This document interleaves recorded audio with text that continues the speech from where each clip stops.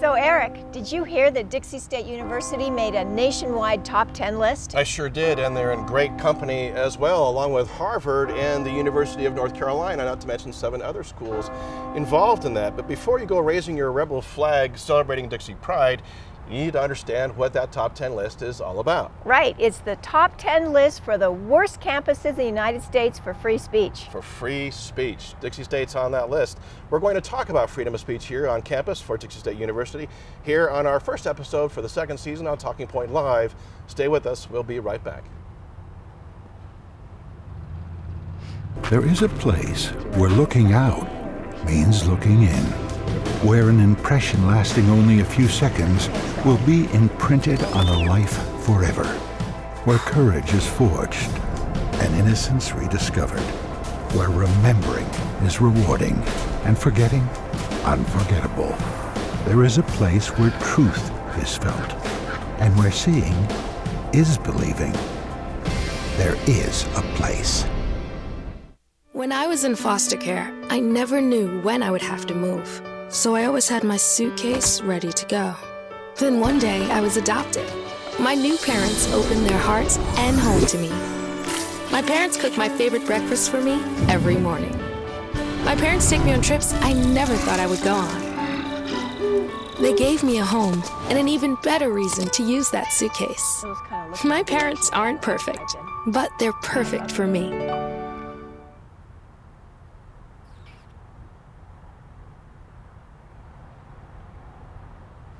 A nice shot looking across the campus to our set here, our location this next to the Jennings Communication Building, coming to you live this September 2nd, late summer morning as things go, here from the campus of Dixie State University. My name is Eric Young, and I want to welcome you to our first episode of Talking Point Live. And I'm Jennifer Kohler. We both teach here in the Communication Department at Dixie State University. And that being said, we probably ought to put up a little bit of a disclaimer, because inevitably what we talk about over the season happens to be a little bit of, there's some controversy that goes along with that, not the least of which of what we're going to be talking about today.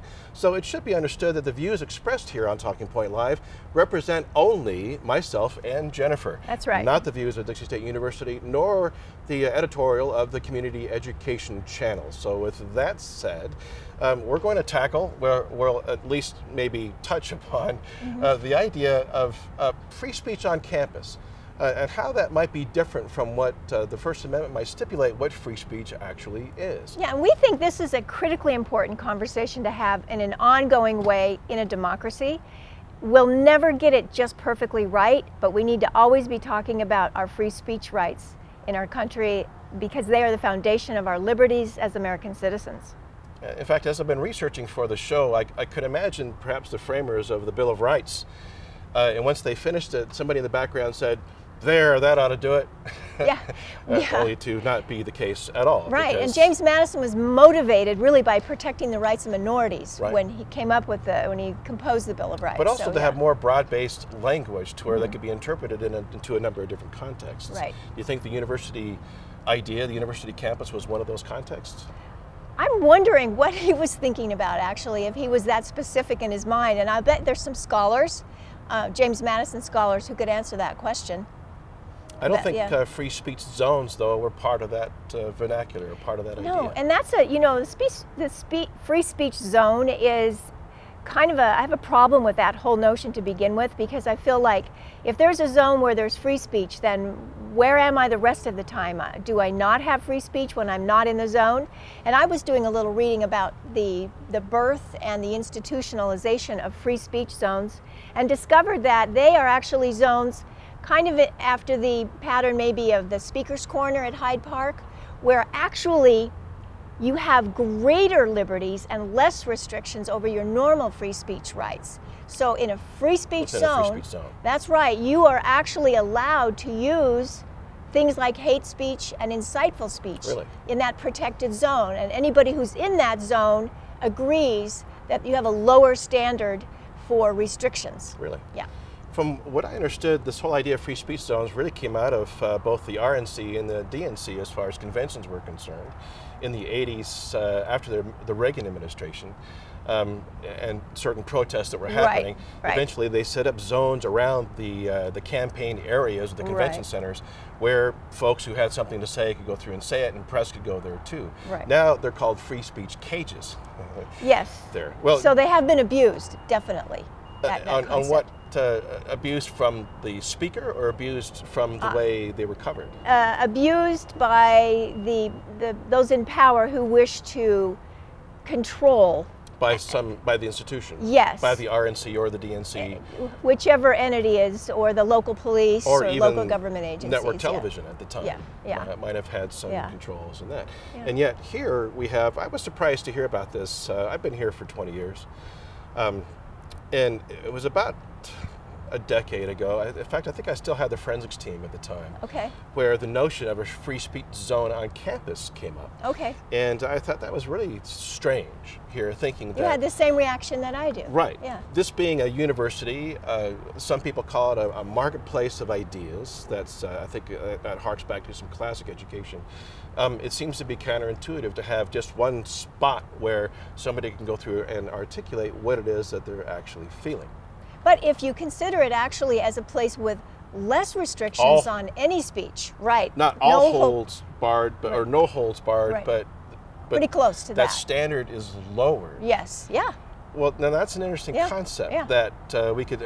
Brigham Young University had this as well. Okay. Back in the late 80s, they had a soapbox with a megaphone. Exactly. And if you had something to say, you could stand up on that. But BYU still had a speech code, and you could not obviously go through and violate that speech code. And as a private university, they have more to say about that. They're not held to the First Amendment. Okay. Yeah, and they can go through and dictate what they want. Yeah. So it was kind of under the auspices of free speech, but still there were some controls in place. Yeah.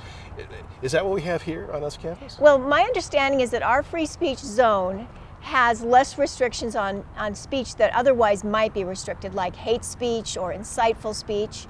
So, for example, our Dixie State speech policy is under review, and why is that right now? Why are we making current changes? Well, we have a case being litigated against the institution by 3 students. And that's where we need to go, is to give some background on this, okay, to see what's happening. And what current policy is addressing as far as free speech zones are how they are articulated here on campus, because there's a new approach to that. So first off, let's start off with the suit. Okay. As we get into that, I know you got background prepared, and then President Biff Williams' response to that. Right. And then how that might end up into new policy. Okay, so I think it was last spring when 3 students did file a suit with the support of the Foundation for Individual Rights in Education, or FIRE. They filed a suit against Dixie State University for violation of their free speech rights. Now, these were students who belonged to a libertarian club on campus, and they were distributing flyers to go through and draw in an audience to their to a gathering here for the students. I think we have graphics of those flyers. They They went through and portrayed President Barack Obama and George W. Bush, and of all people, Che Guevara, in somewhat of a unflattering negative light. You can see them here. Bush comes up, miss me yet, and there's the grumpy cat, there's Che Guevara's. We might have already cycled through Barack Obama's, but you see here, real rebels don't support, get in my belly, don't be consumed by the state. And while these are maybe couched more in terms of cynicism, as the case might be, they were forbidden to go through and distribute these because they broke the existing speech code at the time. Which was a defamatory remarks or degrading remarks about a person. Okay. Yeah, so that was, I think, the basis for the denial. These 3 students were prohibited to go through and distribute these, and so they sought counsel. And they got assistance through the Foundation for Individual Rights in Education. They backed them up, and that's currently where we're at. But that forced the hand, in a way, if I can say that, along with a previous action that was taken against Dixie State at the time. We had another student, Indigo Klabanoff, who was trying to get a sorority going here on campus. And because the name of that club had Greek letters in that, she was denied, and so the Fire Foundation got involved at that point. So this isn't anything really new. And that's what spurred that survey, really. That's how Dixie State landed on the top 10 institutions, worst institutions in the United States. And we should clarify that list that we were on. That was in 2013. Right, that list is about 2 years old. Yeah. So so far, we have the promise of new policy that's going to be happening. The faculty went through an orientation meeting here on campus at the beginning of this semester to talk about some new ideas with that. What did President Williams say in his letter last May? Well, I thought the letter that he wrote last May to the student body and the Dixie State community was very eloquent, and he points out that the role of the university, and if I read his words, they would be more articulate. But to paraphrase, the role of the university is for the exploration of ideas and some often controversial, provocative, vigorous debate, right? And so that it's our requirement, it's our mandate to discuss things that are uncomfortable, difficult, problematic, and explore those issues in pursuit of a quality education. But to do that with respect and some level of civility. Right, so it does require self-censorship. And I think that civility requires that, and that's what's required of intelligent, responsible American citizens, is a form of self-censorship, not imposed on us by our government in a paternalistic, we know better attitude. Dixie Sun editor Emily Havens did an article about this and goes through and highlights a few of the changes. We're going to talk about those when we come back after this break. We'll be back in 2 minutes. There is a place where the desert comes alive, where rain breaks forth from solid stone and gardens spring from blistered rock. There is a place with enough color to make a rainbow jealous, where boulders are bigger than buildings and cliffs are higher than clouds. There is a place that will straighten your step, tighten your grip, widen your eyes, and open your jaw. There is a place.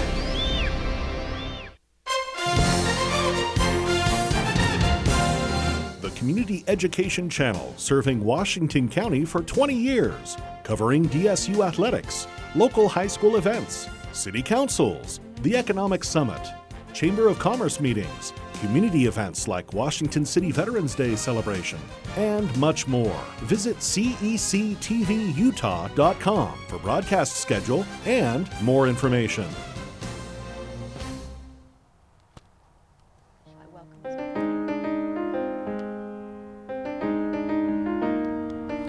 Welcome back to Talking Point with Eric Young and Jennifer Kohler, where we're discussing free speech issues at the university level at the moment, and we're talking about the revised Dixie State University speech policy.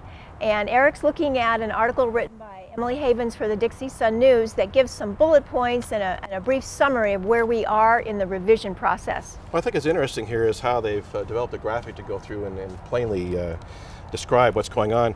On the right side of the column of the story there that's happening gets into this little circle graphic where it shows that where Dixie State University kind of draws the line when it comes to the concept of free speech.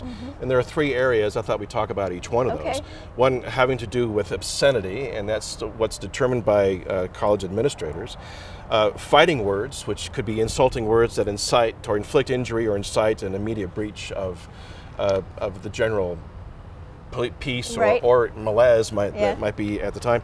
And then incitement, which is a speaker's intent to make someone do something illegal. I'm not sure where shouting fire in a crowded firehouse, in a crowded theater comes in on those. Let's take obscenity first off. Okay. Who's going to define that? Well, clearly it's going to be an administrator that defines obscenity.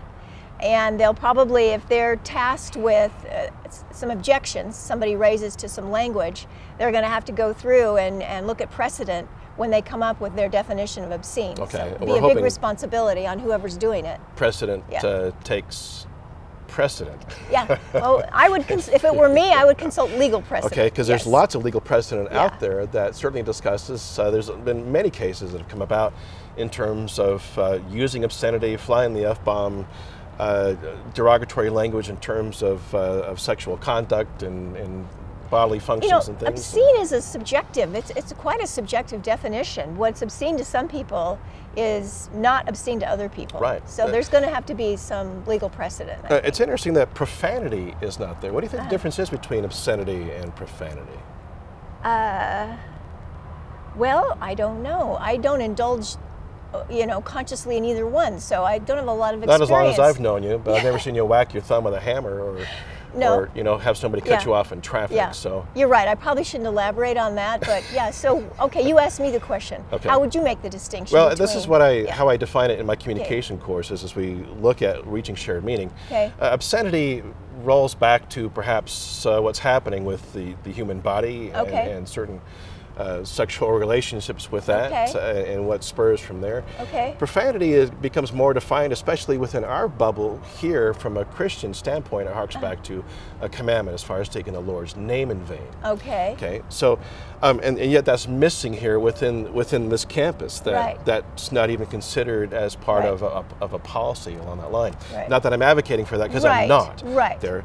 You're just highlighting the I'm fact just that saying, it's not I think there. that's interesting that Yeah. that idea of profanity is out there. So Yeah.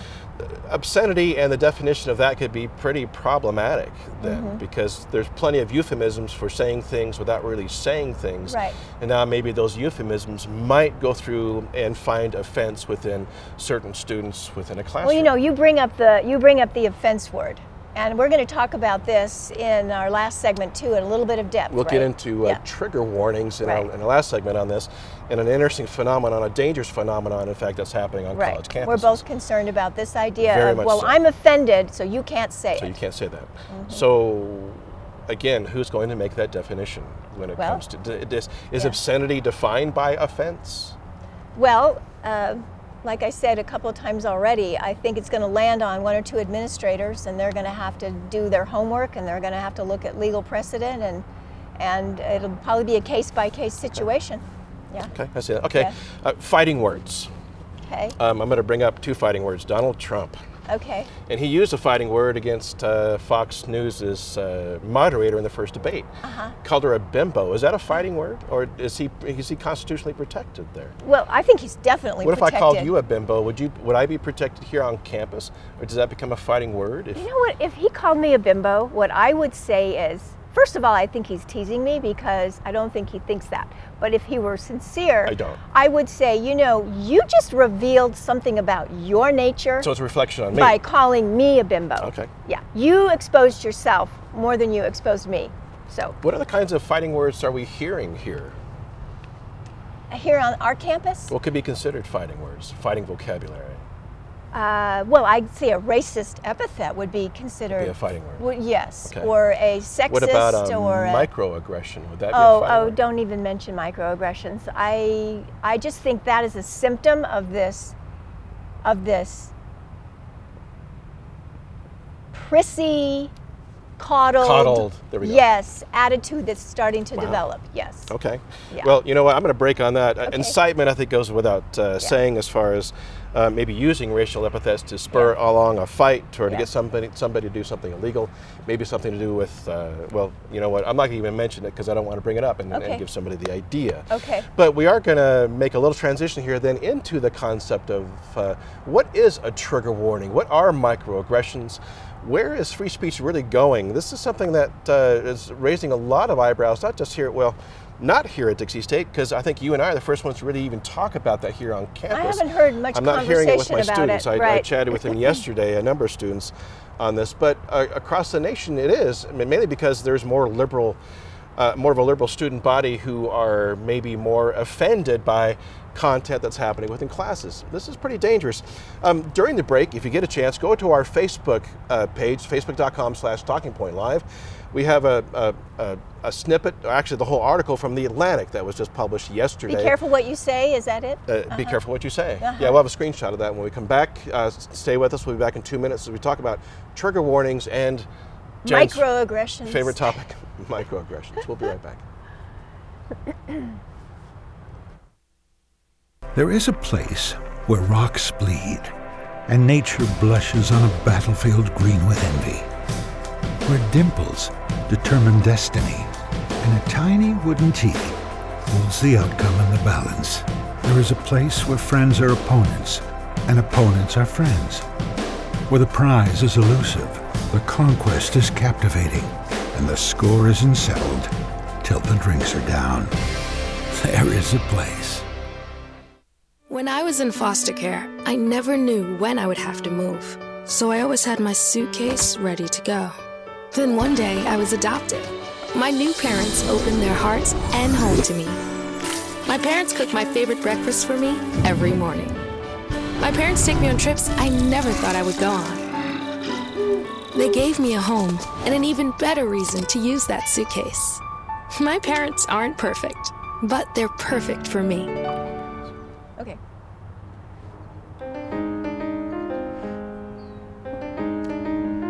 So the Atlantic ran an article, just was published yesterday, and it's online. We have a link to that on our Facebook page. It was written by, and see if I can remember their name, Greg Lukianoff.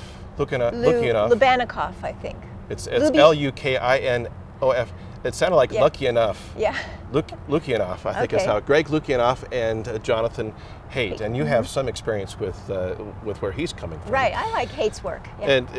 And he's been both of these individuals have been interviewed quite a bit on the media. Doug Fabrizio on Radio West had Greg on as well. I think both of them on, in talking about this concept. The concept being that liberal students, and I hate to even use that as a label. Right, there we go with these labels. I know they're so... but that's how they're labeled within the article, that students are becoming a lot more fussy about what they are being exposed to when it comes to the type of curriculum that's being put out in classrooms. Right. Not curriculum, but the actual content within that. Or, for example, if we happen to talk about racism and we talk about the origin of the N-word, we might have to offer a trigger warning before we even say N-word or the N-word.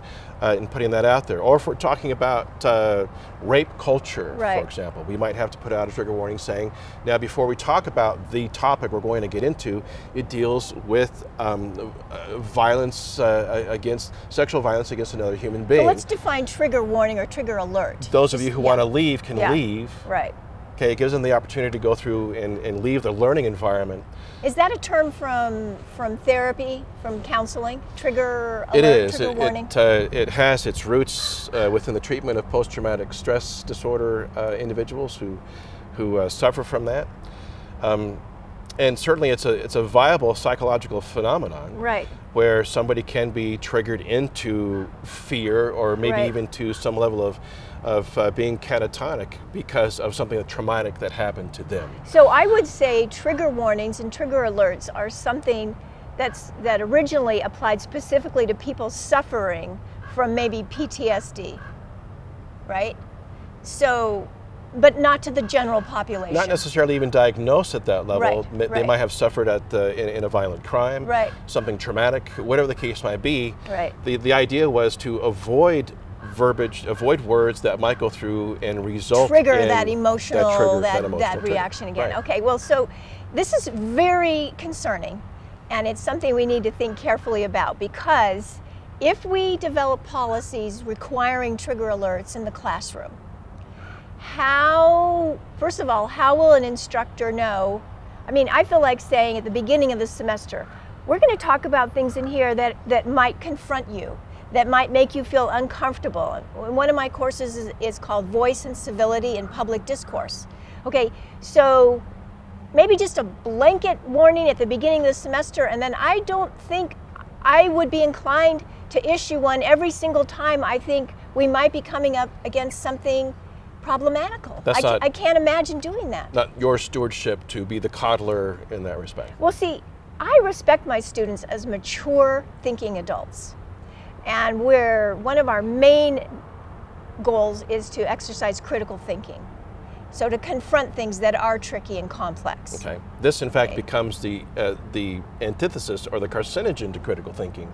When students feel that they have the right to say, no, no, no, we're not going to talk about that. Yeah, if you don't want to If talk they're about easily things that offended. make you uncomfortable, don't go to a university. That's kind of the whole point yeah. of being here is Yeah. this marketplace And of if you're going to ideas. be offended every time somebody has a point of view different than yours, don't go to a university. Okay, so as I brought that up with students yesterday, they're pretty quick to come up with professors who look for the opportunity to offend as well. I think So where's that Yeah, line? I'd have to have some backup evidence because none of the colleagues I know go out of their way to offend their students. There may be a situation where in order to have a learning situation, there is a orchestrated moment or an orchestrated exercise in dealing with being uncomfortable to achieve a goal, right, as part of a Right, process. pushes them out of their comfort zone. Right, and in that case, it would have to be explained, I think, ahead of time. This is the methodology we're following, and it's necessary to achieve a goal. Right. But it wouldn't be a general practice. Right, Yeah. okay. I mean, do you know of anybody? I don't, not off the Yeah, top of my head. I've been yeah. accused of doing that. I've been called the Antichrist, for crying out loud, Well- in some of my classes because I happen to be Have I a don't different know, opinion? right, than, Yeah. than what's Yeah. going on. Yeah, yeah. Well, I feel badly that people, first of all, feel like they have to assassinate someone's character when they have a difference of opinion. So Lucan often say in the article that this is dangerous because it dumbs down the student to a Yes. point to where they're no longer exercising a critical thinking approach. Right. If they're too worried about having their feelings hurt or being offended or maybe lapsing into something a little bit more serious when it comes to trauma, which I honestly think is legitimate. Yeah. I've been there and I have trigger Right. warning. I have trigger words for myself. Okay. But I've also gone through a cognitive behavior therapy Oh, okay. that enables me to deal with that regardless of where I am, because so I define certainly that. don't. Would you? Cognitive I will. behavior therapy? Yeah. What I want to say though is I don't expect everything to be unicorns, butterflies, and roses. Totally palatable You know, all the exactly, time. because Okay. it never is, and if Okay. you have that expectation. So the idea behind this concept of cognitive behavior therapy is the cognitive point is simply going through and identifying, why do I feel the way I feel? What's happening with me? What's going on around me? What are the words that I'm hearing that gets me to that point of discomfort, the point of wanting to leave, the point of flee, whatever the case might be. And then you ask yourself certain questions on those trigger terms. Is this reasonable? Is my fear a reasonable fear to be having? Is this really happening? Or is this just something that I've imagined up, that I've conjured up based on my own experience? Because we all bring that frame of reference, whatever that experience is, we all bring that to every new situation that we're thinking is reality. But in reality, it is our perception of what's going on based on that frame of reference. So the cognitive behaviorist says, look at what it is that's driving you to think that way, and then ask yourself, is that valid?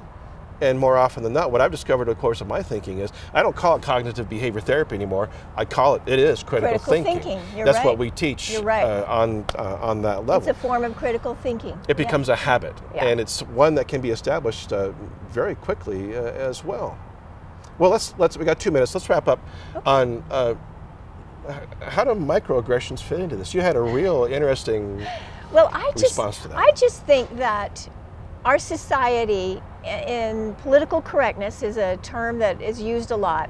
I think our society is becoming more censored, and I think there is a real push from a lot of directions where you cannot say anything offensive, and if you do, you're a bad person. Okay. If you have a point of view that's different, and anything that could be mildly suspected offensive could be called a microaggression, whether or not you intend it. We keep labeling that, though, as Right. being PC or politically Right. correct. And I have to say, that's not political correctness. Okay. That's a term that evolved out of the early 80s in an attempt to go through and eradicate hate speech. I think it's an offspring or a spawn. It's been of- abused and turned into this, Right. well, you can't call me any of these things. I think it's a form because they of make you political feel- correctness. But Yeah. yeah. If you have something to say about this, join us on our Facebook page. Again, it's facebook.com/talkingpointlive, or you could find us on our Twitter account, but I don't think we have anybody manning the Twitter account just Yeah. yet. We need to get our student get our producers social in line. media Yeah. producers Yeah. going in that respect. But we hope you join us every Wednesday at 9 o'clock live, or you can come back and watch the show. We'll go through and upload that on our Facebook page where you can find it there as well. For the Community Education Channel and for all the great students and faculty who help out with the show, we want to thank them. I'm Eric Young for Talking Point Live. Jennifer Kohler. We'll see you again next week.